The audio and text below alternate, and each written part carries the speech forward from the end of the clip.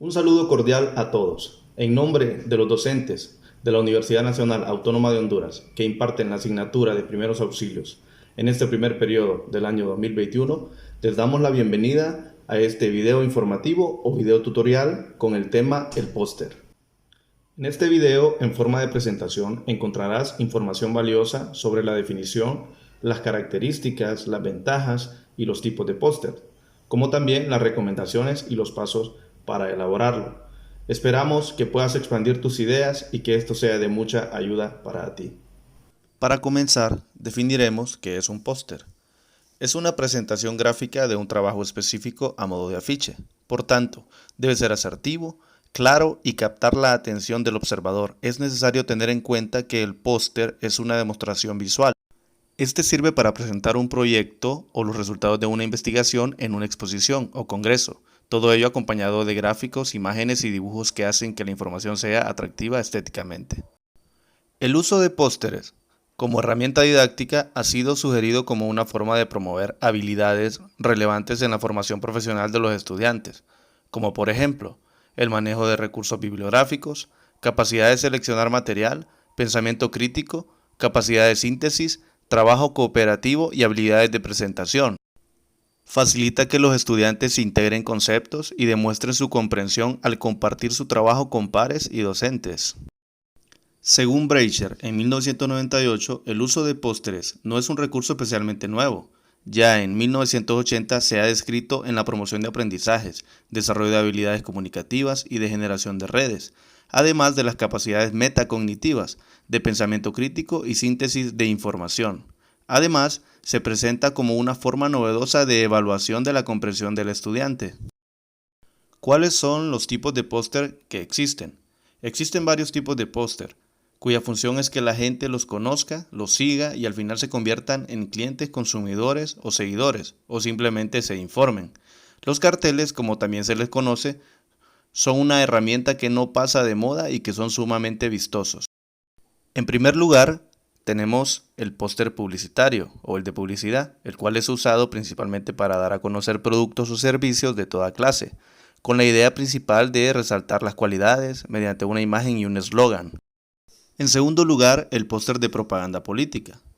Es un modo de comunicación que busca influir en la actitud de las personas hacia alguna causa o postura, sobre algún personaje público, idea o acción.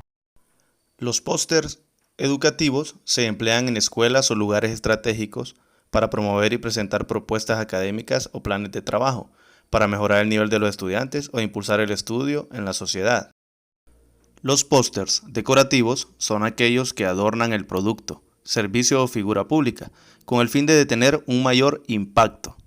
Los pósters de investigación es un medio visual gráfico que sirve para comunicar los resultados de un trabajo de estudio sobre algún tema en particular.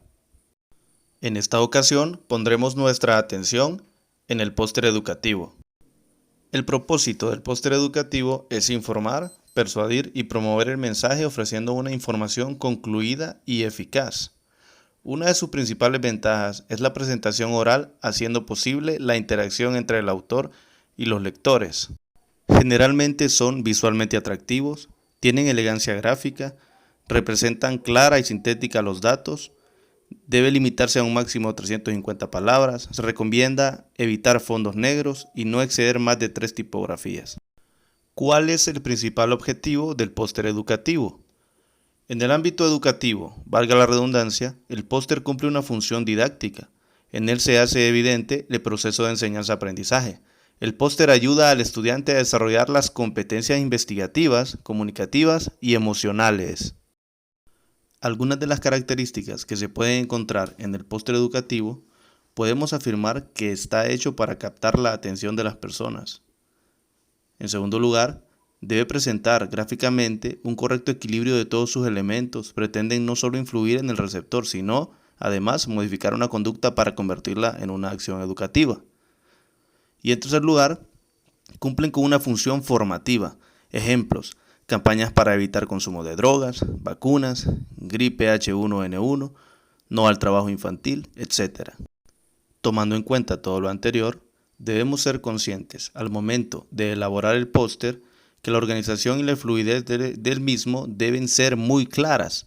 Hay que subordinar visualmente las cosas que sean menos importantes y resaltar la atención de aquellas que lo son.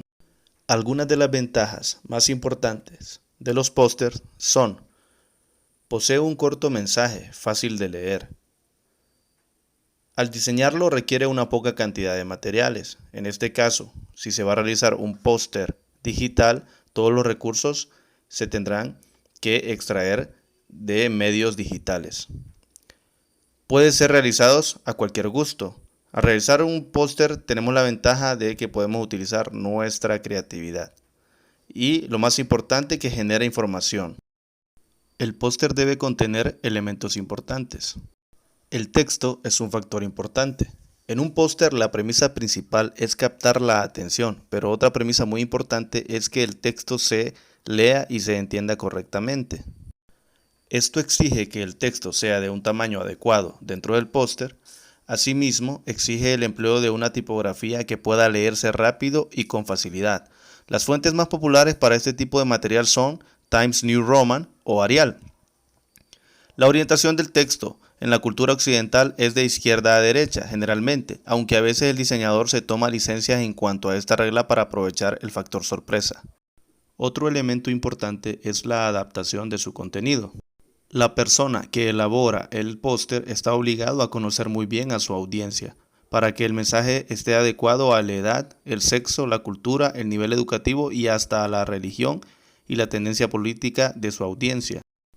La brevedad es otro de los elementos importantes del póster. La idea es que en poco tiempo sea posible leer todo el texto que contiene el cartel. Al momento de elaborarlo debemos tomar en cuenta la originalidad. El diseño de un cartel puede elevar o hundir el mensaje que intenta comunicarse.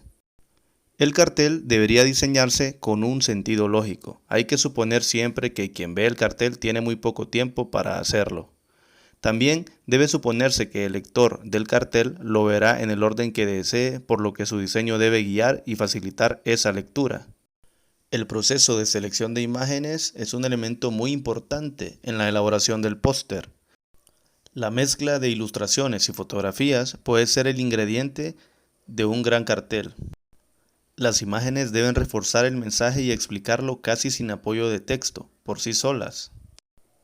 El color es otro factor estrella dentro del cartel. Su función es dar contexto al mensaje principal. Aunque se privilegia el uso de colores contrastantes, la regla es que se utilicen los de paleta de colores corporativos de la marca o los que se asocian a los sentimientos y emociones que se pretenden provocar. Los carteles monocromáticos no son efectivos, pero tampoco se puede abusar del uso del color.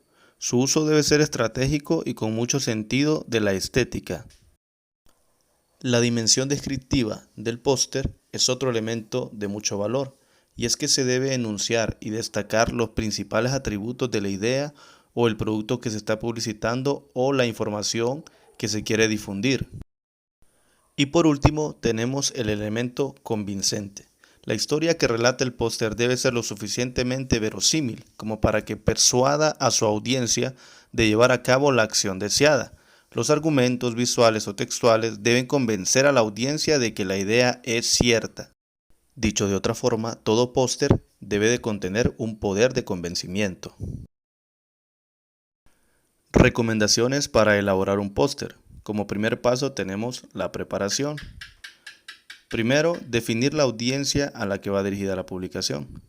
Luego, definir el mensaje principal que se quiere proyectar. Después, organizar la información del tema a desarrollar.